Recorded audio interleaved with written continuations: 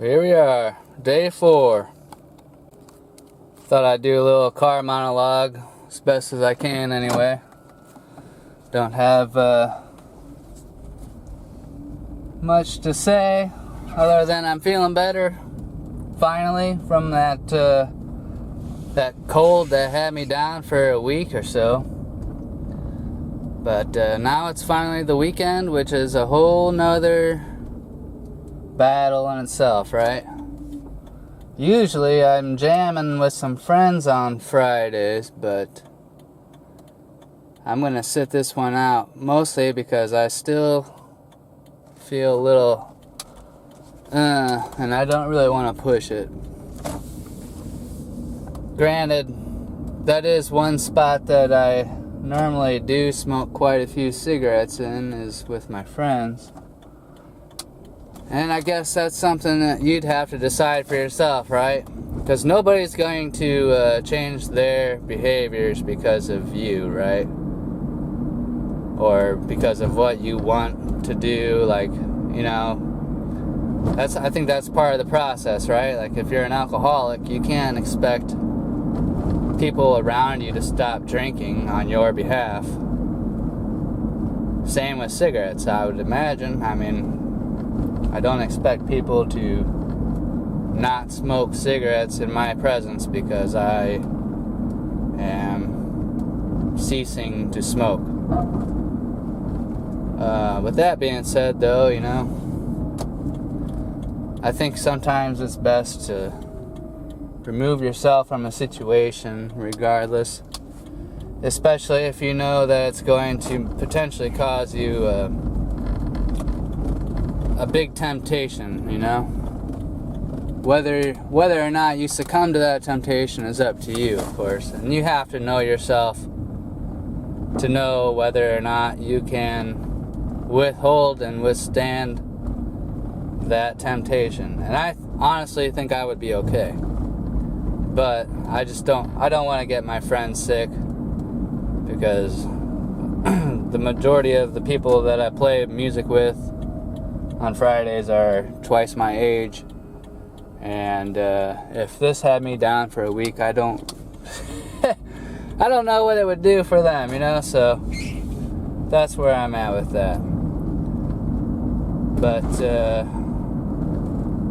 yeah, real talk though, how many of y'all have these cans that are full to the brim with fucking cigarette butts? I got at least these two. And while we're at it, I'll do a quick accountability check here. Show you that I'm still at 6. I tell the truth, y'all. Here we go. The whole can thing kind of reminds me of this scene from this movie. I don't expect any of you to have seen it, but this movie came out in the early 2000s, and I was lucky enough that our local family video had it in their offerings. And actually, that's where this came from. I got this from a gift. Someone had bought it from Family Video. I was probably one of the, I would estimate 10 people in my town that had probably seen it. But to give you like a little synopsis, it's about these two hitmen who are trying to be the #1 contract killer, and so they're like competing against each other. But there's this one scene in particular where one of the marks is like a chain smoking boss, right? Gang boss. And one of the hitmen,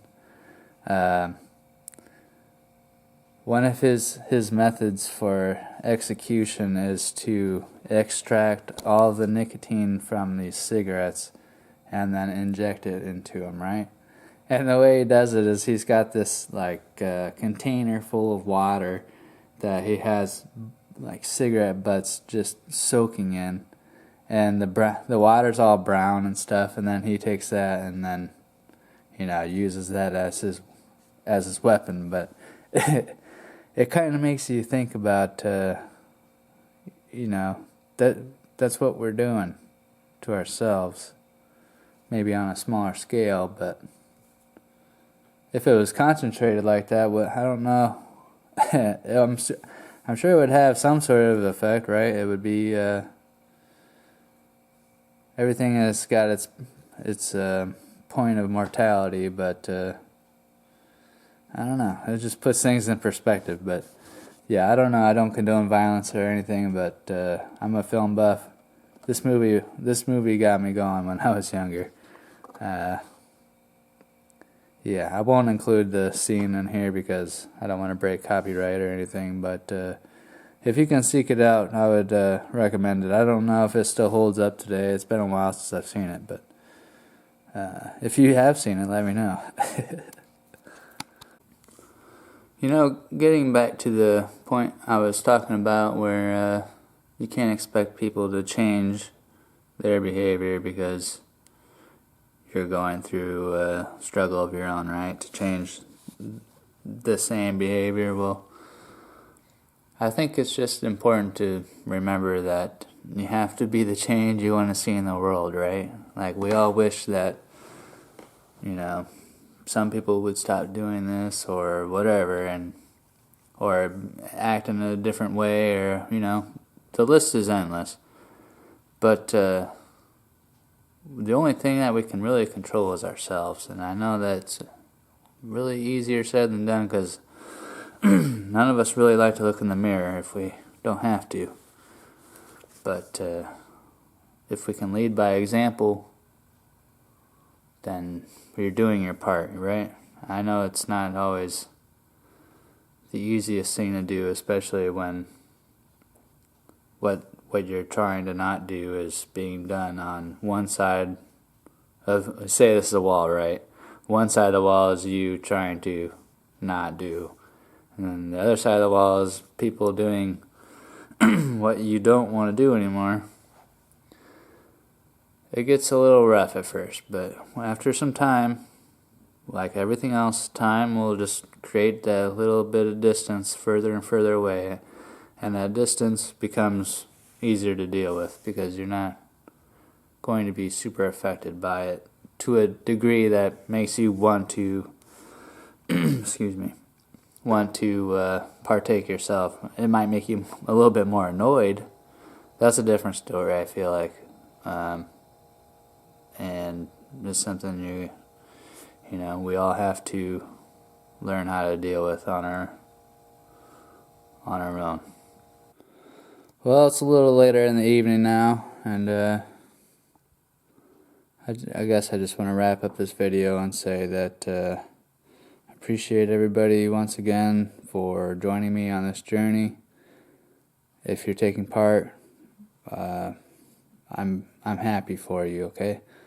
Sounds like some of you are having about it as easy as I am, and others are maybe having slightly more difficult time, but either way, I just want to say we're all in this together, and it makes it slightly easier knowing that someone else is doing it too. And that's what this whole thing is about, right? Not doing it alone, doing it with somebody else. Doesn't even matter if we don't know who that person is. It's just that knowing that makes it just a little bit easier every single day. Alright? So with that, I'll say I hope everybody has a good one, and I'll catch you tomorrow.